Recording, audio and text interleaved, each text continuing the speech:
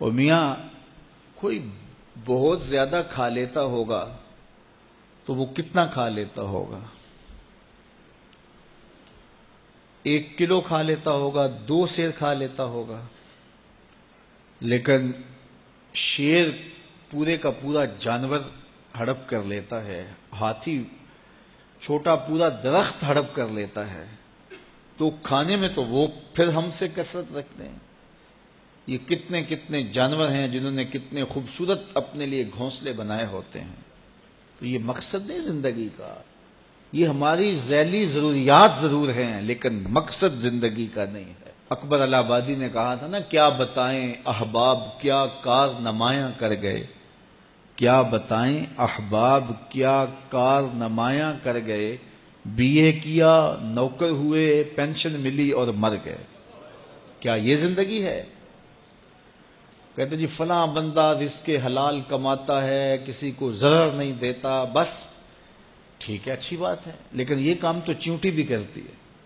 صبح اپنی بل سے نکلتی ہے، اپنی خوراک ڈھونڈتی ہے، کسی کو ضرر نہیں پہنچاتی۔ چیونٹی کا مزاج دیکھا ہے کہ وہ آ رہی ہو تو آگے آپ کو چیز رکھتے تو وہ راستہ بدل لیتی ہے، وہ مزاحمت بھی نہیں کرتی، خود کھاتی ہے، بچوں کو کھلاتی ہے، موسم برسات کے لیے جمع بھی کر لیتی ہے۔ اور یہی اگر وظیفہ حضرت انسان کا ہو تو پھر یہ اشرف کیسے ہے؟ یہ ایک وظیفہ تو چیونٹی بھی ادا کرتی ہے۔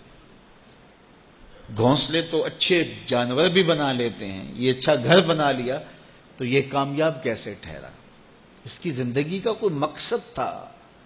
یہ اشرف المخلوقات ہے، فرشتوں کی پیشانیاں اس کے آگے یوں ہی نہیں جھکائی گئی، اس کو شعور و فہم سے یوں ہی نہیں نوازا گیا، اس کو امانت یوں ہی نہیں سونپی گئی۔ وہ امانت جس کو پہاڑوں پہ پیش کیا تو پہاڑوں نے کہا ہم نہیں اٹھا سکتے، چٹانوں پہ پیش کیا گیا انہوں نے کہا ہم نہیں اٹھا سکتی، آسمانوں پہ پیش کیا گیا آسمان کہتے ہمارے بس کا روگ نہیں، زمین نے کہا میری چھاتی تو بہت چوڑی ہے لیکن یہ بار امانت میں نہیں اٹھا سکتی، سمندروں نے کہا ہمارے بس کا روگ نہیں ہے، فحملھا الانسان، انسان نے کہا یہ بار امانت میں اٹھاؤں گا، یہ بوجھ میں اٹھاؤں گا۔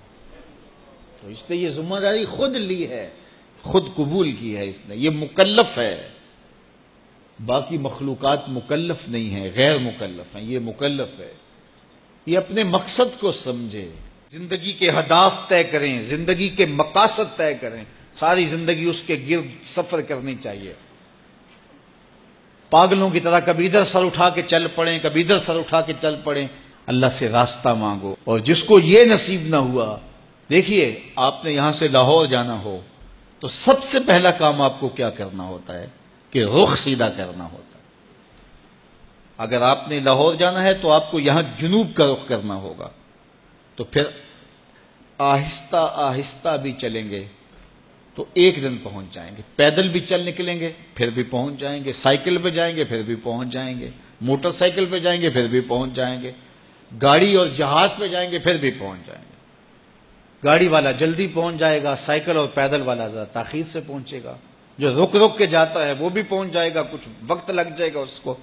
جب منزل کا رخ سیدھا ہے تو چلنے والا سست بھی چلے تو ایک دن پہنچ جائے گا، اور اگر رخ سیدھا نہیں ہے، جانا لاہور تھا رخ ادھر کا ہو گیا، تو جتنا تیز چلے گا منزل سے اتنا ہی دور ہوتا چلا جائے گا۔ اس لیے رخ کا تعین اور منزل کا پتہ ہونا اور اپنے مقصد زندگی سے آگہی، یہ مومن کی زندگی ہے۔ اور یہ روز اللہ کی بارگاہ میں وہ دعا کرتا ہے، اہدنا الصراط المستقیم، مالک مجھے مستقیم سیدھی راہ کی ہدایت عطا کر دے۔ اور جس کے پاس یہ نہیں ہے اس کے لیے اضل السبیل کا کہا گیا، وہ بھٹکا ہوا مسافر ہے۔ آہستہ چلو لیکن منزل کا تعین کر کے بڑھو، بڑھتے رہو، منزل تمہارا استقبال کرے گی۔ حضور نے فرمایا اللہ اس شخص کے چہرے کو تر و تازہ رکھے جس نے میرے سے کوئی حدیث سنی، پھر جیسے سنی اس کو ویسے آگے پہنچا دیا۔